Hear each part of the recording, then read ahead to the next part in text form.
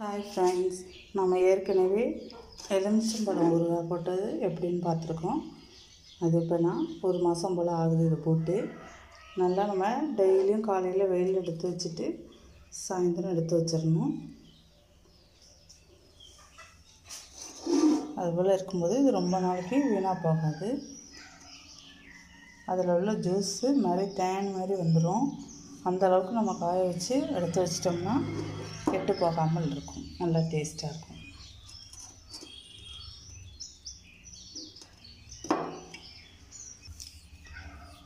நம்ம லெமன் எடுக்கும்போது தொட்டுக்க எடுக்கும்போது இதுமாரி ஒரு கரண்டி வச்சு எடுத்துக்கணும்.